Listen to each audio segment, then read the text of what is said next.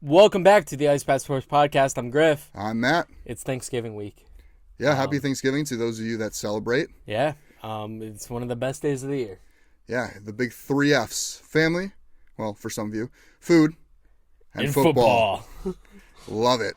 Yeah, Thanksgiving football, it's like no other. Even if we're not getting the best games, which this year they're not too bad. Yeah, well, I mean, come on, what's more American than sitting at the dinner table, filling yourself until you're stuffed, like literally like your button on your pants is about to break, and then moving over to the couch, slumping out, and falling asleep to the Lions losing on Thanksgiving.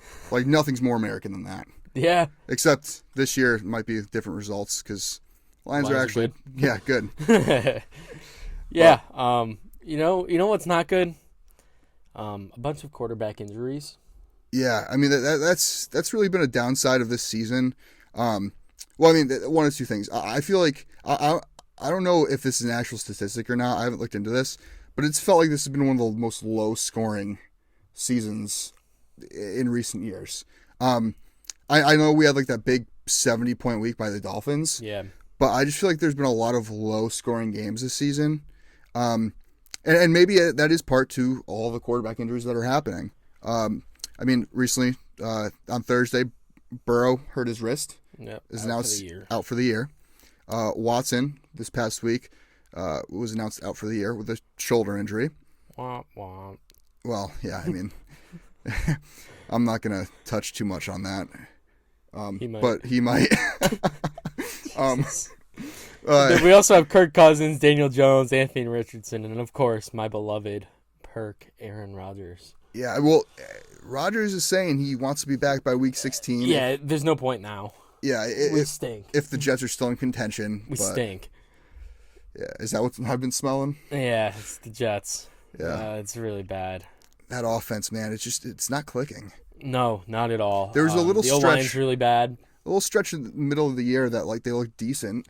But... No, I mean, like, the thing is, Garrett Wilson's out here cooking every corner that's on him. Mm-hmm. Garrett Wilson's always getting open. Breece Hall can make some electric plays. The O-line is terrible. Like, even in the game yesterday, Zach Wilson, yeah, sure, he's not great. I will still stand by the fact that he's not the sole reason this team's terrible. Nathaniel Hackett went into the season preparing for Aaron Rodgers, and they didn't have a backup plan. They didn't think this was going to happen. And to come up with this whole new system for Zach Wilson on the spot, it's just not working out. Hackett's not doing a great job. The O-line's terrible. Zach Wilson had like less than 2 seconds almost every time he dropped back yesterday. You can't do much there. And then when you realize that their passing game's not a threat, you just stack the box, and then Breece Hall can't do anything. Right. So they're in this weird position. Like, the defense is really good. They didn't look great yesterday, but they were on the field almost the entire game. And I don't know. Like, all these people that are saying, like, get rid of Joe Douglas, get rid of Rob Saleh. The only guy I could see losing his job, in all honesty, is Nathaniel Hackett. I don't know. I think some of the blame's got to fall on Saleh as well, because he was the one that brought in Hackett to begin with. I know a lot of the reasons that Hackett was brought in was because of Rodgers. Yeah. And that correlation with Aaron Rodgers. But at the same time, I don't know, it does suck losing your starting quarterback. And will they probably be given another year? Yes. Especially with how lights out the defense has been playing. Well, Olbricht's got to keep his job. Yeah, well, and Joe Douglas, I mean, he can't control the injuries. He's controlling who's getting rostered, and on paper, I mean, who could have accounted for, well, first off, your starting quarterback getting lost to an injury at the beginning of the season, literally 4 plays in, or your 2 best offensive linemen in Elijah Vera Tucker and now Mekhi Becton getting hurt. Then your other tackle, Dwayne Brown's been hurt. Right. So, I mean, with all the injuries on the offensive line, like, on paper, this team's roster could compete with a lot of others at the top of the league. I think we've had the most O-line injuries in the league. Outside of those, you have Joe Tippmann, who's been hurt. Max Mitchell's been hurt. Mm-hmm. You got all these guys off the practice squad filling in, and you're not going to – I don't care who you are. You're not going to have a successful offense with practice squad O-linemen. Right. There's a reason they're on the practice squad. They're there if they need to fill in for a game or two. They can't be permanent starters on the team, and that's what they've been. So I think a lot of the criticism for like Joe Douglas and company is very unfair. And if they do decide to clean house, I think there's going to be a lot of issues inside that building. Aaron Rodgers is probably going to vouch for all these guys to stay. Right. They're the whole reason he came over. He loves his coaching staff. He loves Nathaniel Hackett. He loves Joe Douglas. Him and Saleh love each other. So, I mean, you clean house and you have Aaron Rodgers sitting here coming back next year. You're in the same boat where you have an unhappy Aaron Rodgers, and we've seen what that does. Yeah, well, I've seen a lot of reports saying that you guys are going to be gunning for Devontae Adams this offseason, which, I mean, makes sense. I feel, offensive line aside, injuries happen. Yeah. On paper, you have a decent O-line. Maybe you sign somebody in free agency to bulk that up a little bit more. Another tackle. Yeah, get some more depth for that. But that aside, you have Garrett Wilson, and that's like your only receiver right now. Lazard can't catch a cold. Yeah, no, Allen he has Lazard's at least 2 drops a game. He's been horrible, and again, he's another guy that is only there because of Rodgers. He's the familiarity, and I mean, Breece Hall has been your offense. I believe your last 4 touchdowns that the Jets have scored have all been Breece Hall, right? Yep. And that's over the course of like the last 4 or 5 weeks. Yeah.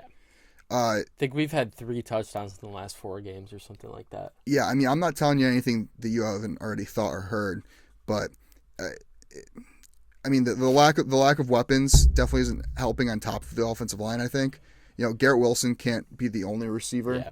And then what are you guys doing cutting Michael Carter? Well, he stunk. Was it? I mean, he was really bad. Because he couldn't catch a ball. He was our worst pass blocking running back by far. Okay. I think 3rd worst in the league. And he was our 3rd down back. So you have a 3rd down back who can't block and can't catch. Yeah, that's fair. Yeah. Well, I know.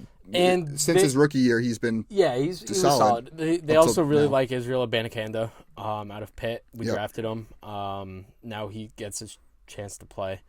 But anyways, moving on from the Jets. I talk about them enough. I cry about them enough.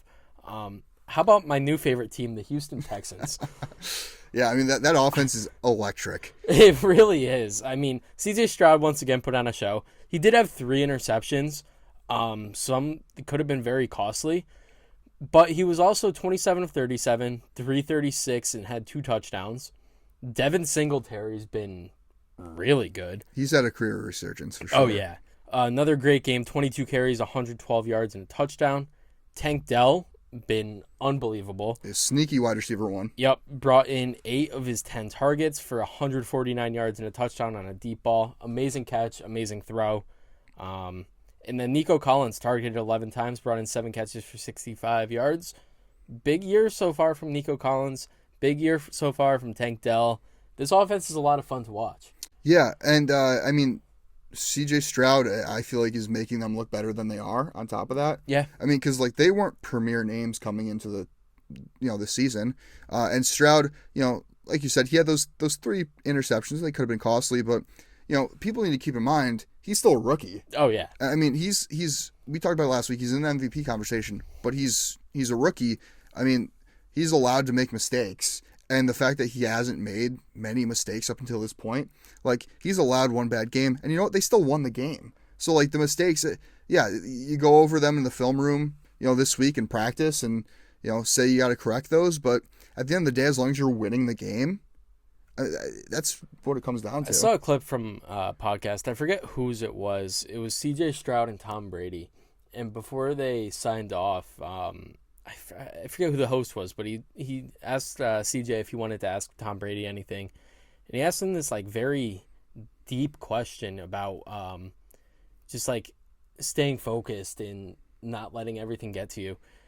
And I think that shows a lot of maturity. I think Tom Brady was definitely blown away by that question. Mm-hmm. And he gave him an in-depth answer. And you could tell CJ's just really, really, really sitting there listening. He wants it. He does. And he wants to keep improving. He wants to stay on top. He wants to keep winning games for Houston. And he's going to put together a lot of really good seasons for this team, I think. This is a really bright future for a team that, coming into the season, I mean, outside of Stroud, he's carrying that offense. But I mean, outside of that, there's not a ton of talent on that roster. Yeah. On paper. I mean, on the offensive side of the ball. Right, yeah. Because, like, defense, I mean, they've invested pretty heavily in that defense. You know, like Derek Stingley made a huge play yesterday. Yeah, he did. And, Will Anderson, he's got good pressure rate. He's still, kind of developing as a pass rusher in the NFL. But he'll be really good. Yeah, I mean, Tank Dell was, a third-round pick? Yeah, and Tank Dell, if he was a couple inches taller, would have been a first-rounder. Right. No doubt. But he's an undersized boundary receiver, and but he's making these plays. He's going up and high pointing the ball.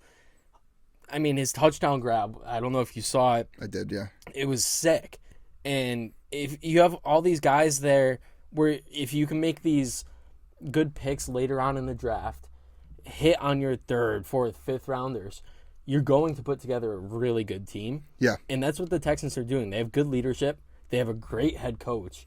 Yeah, they're going to be a fun team to watch. They are my new favorite team. They are, and yeah, like you said, Nico Collins. I mean, he's had a breakout season. Yeah, and he's the guy that I feel like people were kind of high on fantasy wise, high on going into the last couple of years, but this year he finally has a competent quarterback to throw to him. Yeah, and he's developed and he's making those changes. Like you said, Houston's going to be a fun team to watch down the road in the future. And I mean, I think we need to appreciate what we have this year as well. I think what they're doing is pretty special. Yeah, Nico Collins, answer my DM. I sent you one last year to come on the show. Never read it. Anyways, moving on. Yeah, let's talk a little bit about the new RB1 in Pitt, or not so new RB1 in Pitt, Jaylen Warren. Yeah, Jaylen Warren, back-to-back games over 100 yards on the ground. He played in 45% of snaps, had 9 carries, 129 yards, and a big 75-yard touchdown run. Najee Harris could not get going. He had 12 carries, 35 yards.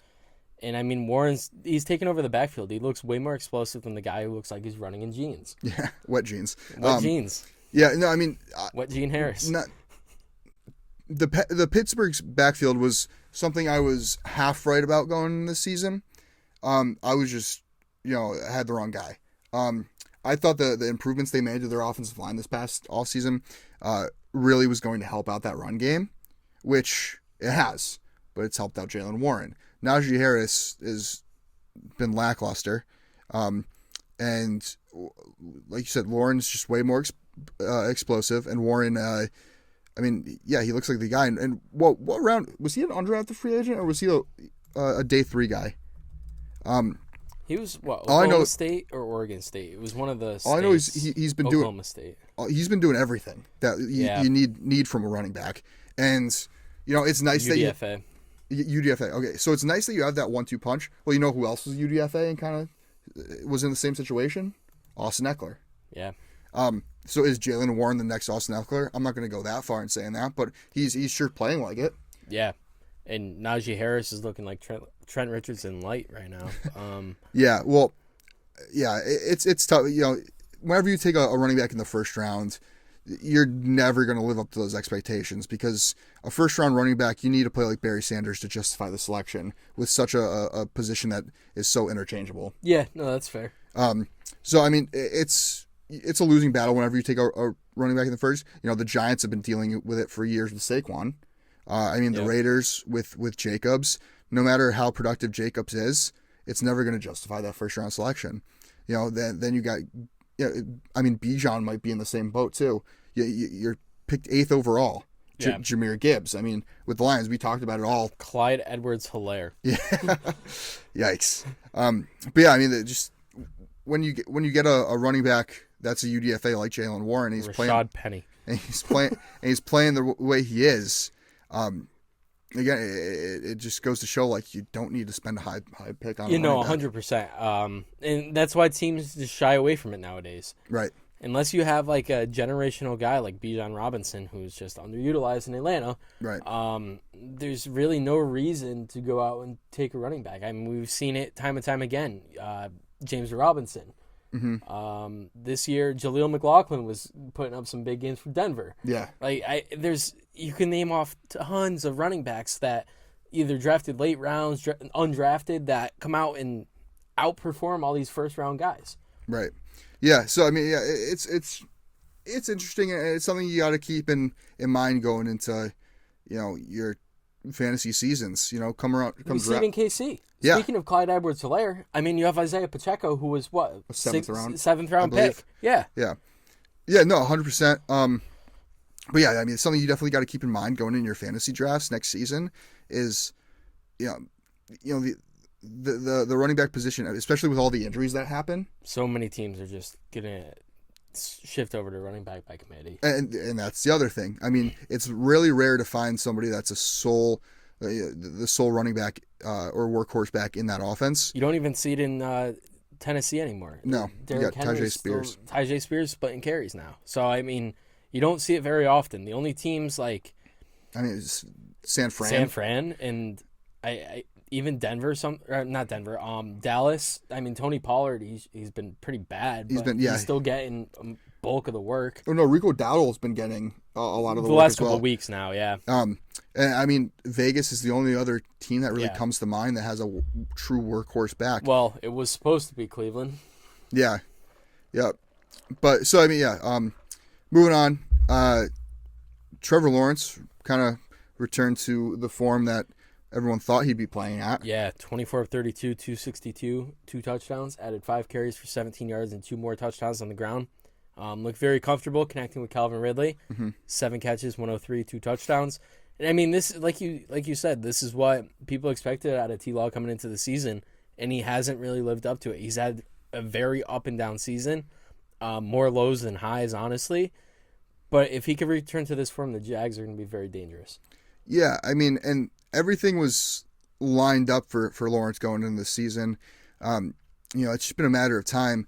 I don't know what was going on with him early in the season. I mean, because you already had some pretty good offensive weapons in that offense. You had Christian Kirk, Evan Ingram. I mean, Zay Jones hasn't really played much this year. Etienne out of the backfield, but then you added Calvin Ridley.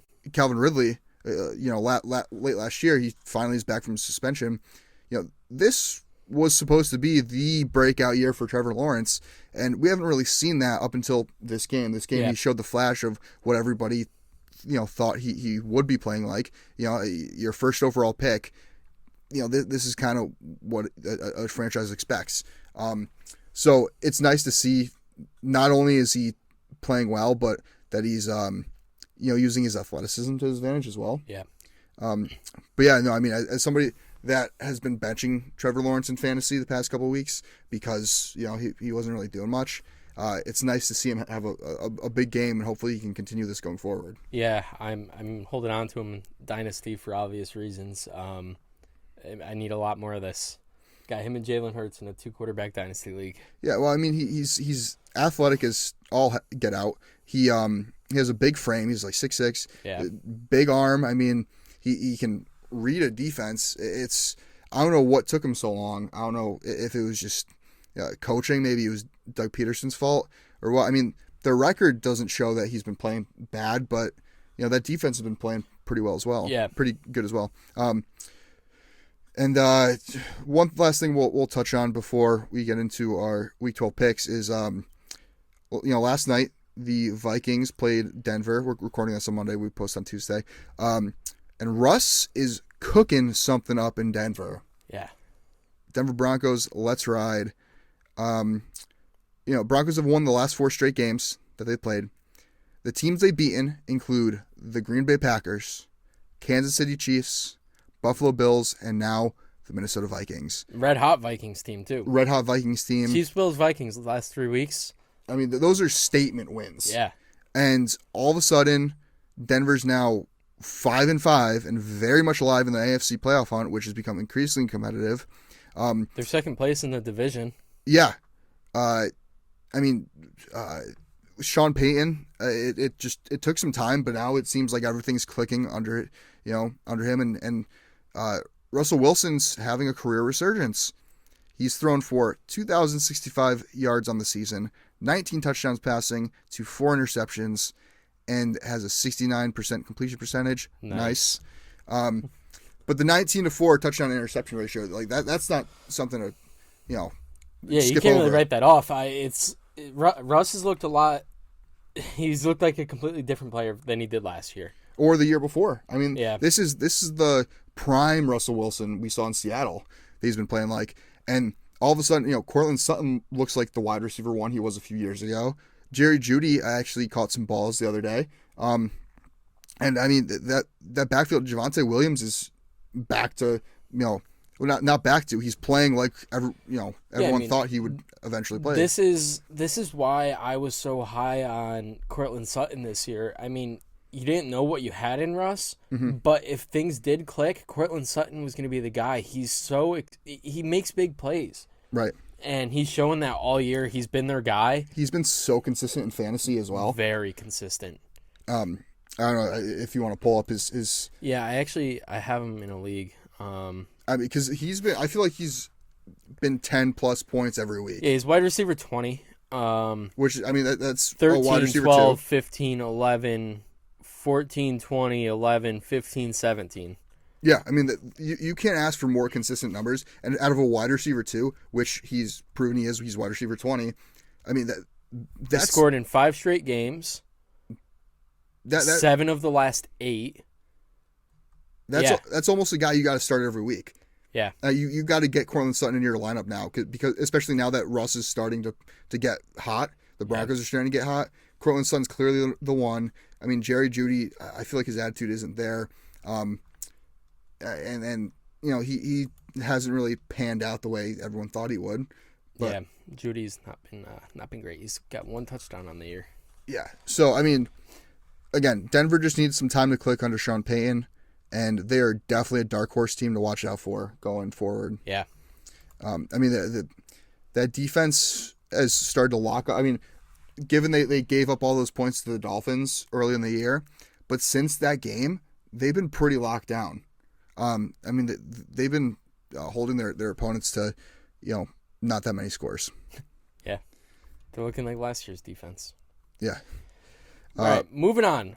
Week 12 picks. First, we got to do our Week 11 results. Yep. I went 10-3. I went 9-4. We still have the Monday night game tonight, Philly at KC. We'll pretend.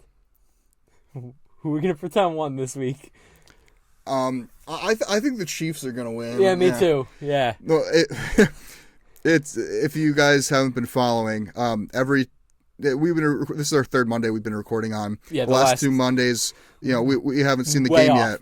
Yeah, every team we've predicted to win on Monday while we record up until this point has lost. Yeah. On Monday night, so I think KC takes it. Yep, I believe. KC they're home team. They got that guy. That guy that's dating Taylor Swift. Yeah, the guy that Taylor Swift put on the map there. Yeah. What is it? Is it Jason Kelsey or something like that? Yeah, no, it's Tommy. No, Trent. Yeah, Trent Kelsey. Trent Kelsey, yeah. But no, yeah. That's gonna be a good game. I can't wait for that one. Yeah, it should be a really good game. I hope. I'm still sticking to my prediction. I think it's a very low scoring game. I think a lot of people are predicting a shootout. I agree. I'm going to stick with a low scoring game here. I think so as well. KC's defense has been really good. Philly's D has been keeping them in every game they played. Yeah. There's a reason they're 8-1. So yeah, I think it's going to be a really competitive game. I do truly think KC wins this though. I should be more confident in my boys, but I think without Dallas Goedert, that's really going to hinder our offensive performance. That's fair. Going to week 12 I think you guys picks. pull this one off. All right. Well, we're split. Starting off, so we have obviously 3 Thursday games for Thanksgiving. Yep.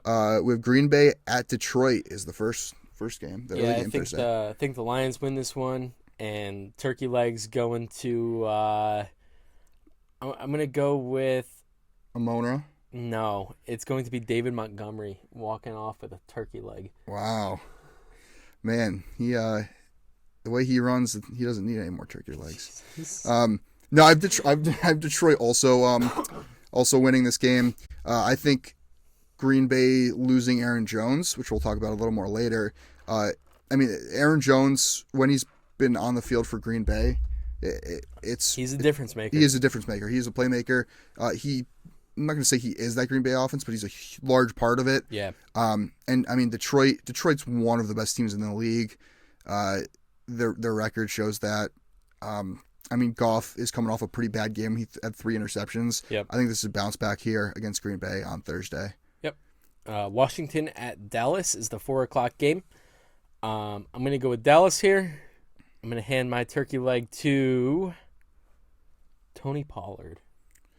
I think he finally has a big game. For me, it's gonna be CeeDee Lamb. He has another huge day. I mean, man, it sucks that they're the 4:00 game because I'm gonna have to eat right before I watch this game. I'm gonna throw up everything I ate right after because I can't watch Dallas play football. I have Dallas winning. I have CeeDee Lamb going off. I mean, Washington, they just lost to the Giants. Yeah.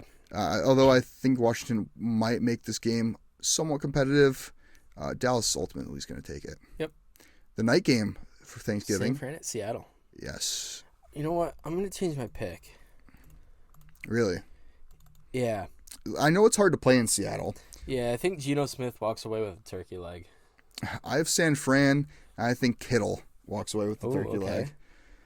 I could see him on that sideline devouring that. Yeah, I can picture it. I'm going to go Seattle, though, just because I made a prediction against my dad. My dad was like, oh, this game's going to suck. San Fran's going to kill him. I said, nope, Seattle's going to win. You watch it. So I got to stick with it. Yeah, I'm going San Fran. I mean, this would be a lot closer for me if Seattle didn't lose Kenneth Walker. Yeah. I mean, he has that oblique strain, which... Charbonnet legacy game? Maybe. I mean, Kenneth Walker's timetable is questionable. He's definitely missing at least this game. It's Thursday. I got to go San Fran. And then Black Friday, we have a special game. Yeah, the Dolphins at my Jets. Before the season, or actually before the 4th snap in week 1, I was going to be attending this game. I will be sitting on my couch watching this game now. And I will be watching the Miami Dolphins with a big win. Yeah, so I mean, it's great after you have stayed up since 3 a.m. waiting in line to get $50 off a new TV. You get to go home and watch Miami absolutely spank your Jets. But no, I have Miami winning. I mean, the Jets, we talked about earlier. Yeah, their offense is non-existent. Miami's D has actually stepped it up the last couple of weeks, especially this past week. Yeah. And, I mean, who's stopping Tyreek? Sauce? I mean, I don't think anybody can stop Tyreek. No. Sorry. It's okay. I'm playing this game in my head right now, and I just see deep balls all day long. All day long. Yep. Yeah. That one's going to be rough. New Orleans at Atlanta. Yeah, I'm so back and forth in this game. Me too. The only reason I'm taking Atlanta isn't because they're home. It's because... Desmond Ritter's back? No. Well, I mean, Ritter is back and it is home. But New Orleans is, 5-5. Atlanta's 4-6. If Atlanta wins this, they're tied for the division. Yeah. Top of the division. I just think it'd be a lot more interesting of a divisional matchup if Atlanta takes this win. Yeah, I'm going to take Atlanta as well. I think Bijan has a game. They're starting to utilize him. Yeah, I mean, this is honestly such a coin flip. You never know with the NFC South. Yeah. With those matchups, especially with two teams that are so mid. It's really the battle of mid. Yep. Speaking of mid, moving on. Pittsburgh is at Cincinnati. Yeah. I got to go Pitt. I mean, Cincinnati. Jake Browning is their starting quarterback now with no Burrow. Disrespect. Well, I'm not disrespecting. I'm just saying. No, I got to go Pitt too. Browning was electric in college. That's about all I have on him. Yeah. No, I mean, Pitt, their offense still sucks, but their defense is still really good. Yeah. I just don't think Cincinnati's going to be able to score. Kenny Pickett's worse than Zach Wilson. Yeah, I think a portion of that's also on Matt Canada, which is just a shocker that he still has a job. But, I mean, you going Pitt too? Yeah, I'm going Pitt. Next up, we have Carolina at Tennessee. Will Levis legacy game. Another battle of mid. I like Tennessee here at home. I do too. Very low scoring. I like the under. Yeah. I think D-Hop goes 5 catches, 130, and 2 touchdowns. Levis just hasn't been good. He hasn't been bad. Well, no. Have you actually watched the games? You can ignore the stat score, the stat sheet all you want. I try not to watch the Tennessee Titans play football. No, Levis has had literally. Actually, he was not too bad against Jacksonville. He's had a second and a half to throw, like every play. He has no time. That their offensive line is probably the worst in the league. If only they brought back an offensive tackle that has a podcast that I think used to play for Tennessee. Yeah, who is they didn't want pretty to bring serviceable. Back, and he was really good at football. Yeah, I'm Literally going won. Titans. I'm going Titans. But yeah, I mean, Levis hasn't been playing bad. It's just like literally, if you watch the film, he's been getting like absolutely swallowed up every play because he has no offensive line. Yeah. Tampa at Indy. This is going to be a great game. I have Indy taking it at home. I've got Tampa taking it. I think it's a big Mike Evans day. I could see that. Future Hall of Famer, Mike Evans. New England at the Giants. I don't even know why they're broadcasting this, but well, I do. They want to make money, but I don't think they'll make much because not many people are going to be watching this. Yeah, I'm going with the Giants here. Giants are coming off a win, but New England's coming off a bye and lost to the bye week. And New England, Bill Belichick is he still undefeated against rookie quarterbacks? I don't even know. Even if he's not undefeated anymore, he still has a ridiculously good record against rookie quarterbacks. And Tommy DeVito isn't just a rookie quarterback; wasn't he also a UDFA? Yeah. Yeah. So I just think Belichick, wins this game for the Patriots. I don't. I think they're trying to lose. I think the Giants are trying to lose too, but they didn't do a good job of that. Yeah. Well, I mean, they're playing Washington. It's kind of hard to do that. Washington's only good when they play you guys. Yeah. Yeah. No, Sam Howell turns into freaking Aaron Rodgers when he plays us, and then is Zach Wilson, Zach Mettenberger when he plays everybody else. Zach Mettenberger. Next up, we have Jacksonville at Houston. Yeah, I'm going with my boys. Yeah, you're going to Houston. I'm going Jacksonville. I think Jacksonville. I think Lawrence is starting to get it back together. He's starting to get hot. I think he continues the streak here. I can't not pick Houston. Yeah, well, Cleveland at Denver. I'm gonna go Cleveland. This is gonna be a good game though. Denver's been so good. They're due though. They're due to lose. Yeah. And that Cleveland D is the best in the league, arguably. Yeah, I don't even think it's arguably. I think they're just clearly the best defense. Are they still on a yards allowed basis the best, I believe? Yeah, I think so. So, I mean, I don't care who they start at quarterback. I don't care if it's Ryan Mallett, Zach Mettenberger, Dorian Thompson-Robinson. I think Cleveland's winning this outright just because their defense is that good. Didn't Ryan Mallett die? Oh, my gosh. Yeah, I forgot about that. Yeah, well, I mean, he was still a solid quarterback. Yeah, Rams at Arizona. I have Arizona winning here. I got Arizona as well. Kyler made some really good throws, especially his touchdown to Rondale Moore. That was a dot. Yeah. They're coming off a tough loss against a really good Houston Texans team. I got Arizona, though, at home. I think Rams have been struggling. Rams are coming off a win, though, that they didn't really have any business winning. They did not. But, yeah, Arizona's looked surprisingly good since Kyler's gone back. Yeah. I mean, I got to take them at home. Yeah. KC at Vegas. Yeah, this has got to be a KC game for me. I think it's a lot closer than it should be, just because KC likes to play their divisional opponents very close. They do. But I think Travis Kelce has a big game. Yeah, I mean, especially coming off a win against the Eagles. I gotta see how KC plays Monday night, but I'm going KC here regardless. I mean, Vegas just they have been on a little bit of a roll since what is it, Antonio Pierce's name? Yeah, took over as head coach. And they like him a lot. He might actually end up getting that job outright after the season. He will. So I mean, I think Vegas is playing better, but Aiden O'Connell, Officer Farva, I think is no match for KC. Yeah, no, I agree. Buffalo at Philly. I think Philly wins this game no matter what. Buffalo has not been playing that great. Yeah, no, I agree. They've been really sluggish.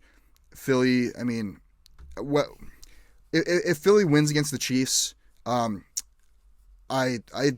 not as confident about this game. But if they lose, I'm very confident that Philly takes this. Buffalo, I mean, like I said, they haven't looked that great. Josh Allen's been a turnover machine, and I mean, Philly is just one of the best teams in the league. Yeah, I got Philly for all the reasons you just stated. Buffalo started off really slow against the Jets, and then they just had the game handed to them. Well, plus, Buffalo's D kind of carried them through that too. James Cook did look good though. He did look pretty good. Yeah, he had a pretty solid Josh day. Allen's still looking like a good quarterback. But that's the type of quarterback you get with somebody like Josh Allen is you're going to get the guys that makes the big plays, but you're also going to get the guy that makes the turnovers. Yeah. Like, you're not going to be able to shut off the turnovers. Like, but I'd almost rather that. It's issue. like he's just not afraid to make throws that. I mean, that's personally what I look for in a quarterback, but then you have some teams or some people that would rather a Brock Purdy that just is surgical. Like, the thing is, you need a good defense if you're going to have a quarterback like that, and the Bills' defense has been pretty good. But, yeah. Well, it's gotten better. Rasul Douglas has been a great addition for them. He's been keeping them in games last couple of weeks. He has, I think he's had an interception almost every game since they traded for him. But Baltimore at the Chargers is on Sunday Night Football this week. Yeah. Chargers stink. They're a bad football team. Yeah, I mean, poor Justin Herbert, because not only does he have bad coaching, but his receivers had a bad case with the drops this past week. Yeah. I mean, Quentin Johnson had a horrible drop. That was ridiculous. And then Keenan Allen, who like almost never drops the ball, had a drop touchdown. Yeah. Which, I mean, could have changed the outcome of the game drastically. But I mean, I think it still comes down to coaching. I think you got to blame Brandon Staley. I think he's got to be the guy to go at the end of the season. And you know what I saw? A rumor is that Bill Belichick, if he leaves New England, he might end up in LA with the Chargers, which would make sense. It's an already established quarterback, franchise quarterback. You have a ton of pieces on defense. I think it'd be a kid in a candy store, a match made in heaven. But I have Baltimore taking the Chargers. I do have Baltimore as well. And then Monday night, the last game of Week 12 is Chicago at Minnesota. This is a coin flip game for me, honestly. I am going to go Minnesota, though. Chicago played pretty well against Detroit. But I think Minnesota bounces back after a very close loss. I think Josh Dobbs has a couple touchdowns, and Minnesota takes this one by a score. Yeah, I mean, Josh Dobbs has been ridiculous. Can you take me higher? Yeah, he's been ridiculously good the past couple of weeks. I mean, I know they lost against Denver, but they're another team that was due to lose. They were on a pretty good win streak. Chicago, I mean, getting Fields back, that Fields to DJ Moore connection was there. Yeah. Again, I mean, that offense is going to keep them in games. I think Justin Fields has a chip on his shoulder. He has something to prove. I think it will be a close game. I still have Minnesota at home, though. Yeah, Jefferson should be back. That's right. And if he's not, I'm going to lose my marbles. Yeah. Time for the waiver wire watch. Yes, sir. Kicking it off, we have Zach Charbonnet. Kenneth Walker III left the game early with an oblique strain and could miss some time. Charbonnet is the next man up in Seattle, and Seattle took Charbonnet in the second round, so they clearly value the running back pretty highly. He should be a solid running back 2 in Walker's absence and is currently available in 49% of sleeper leagues. Yeah. Next up, we got A.J. Dillon.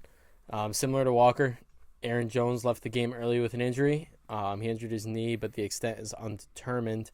He's slated to miss at least Thursday's game. Quick turnaround.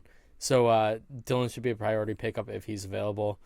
Get him where you can. He's already rostered in 61% of sleeper leagues, and he's probably a borderline RB2 going into this week. Yeah, I mean, Dillon has had multiple opportunities throughout the season to prove that he could be the back in Jones's absence, but he hasn't been that productive. But also at the same time, I feel like the Packers defense, or not defense, offense has started to find itself a little bit. Yeah. The past couple weeks, especially this last week.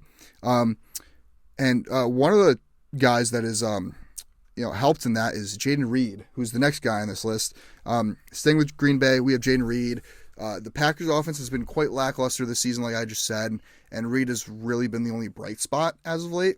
Reed has finished as the wide receiver 11 in fantasy in back-to-back weeks, and he looks to be the most reliable option for Jordan Love in general.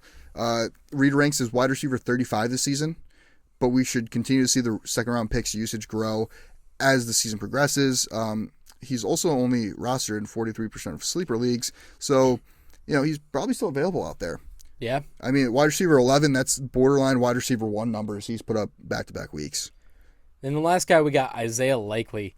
Mark Andrews suffered a serious injury Thursday. Cracked fibula and damaged ligament in his ankle. Ooh, that's tough, man. I thought it was a concussion at first, the way he reacted. Yeah, he was grabbing his head. It was probably just in so much pain. I don't know. Yeah, I mean, cracked fibula sounds really painful. Yeah. Especially a guy that size. Yeah.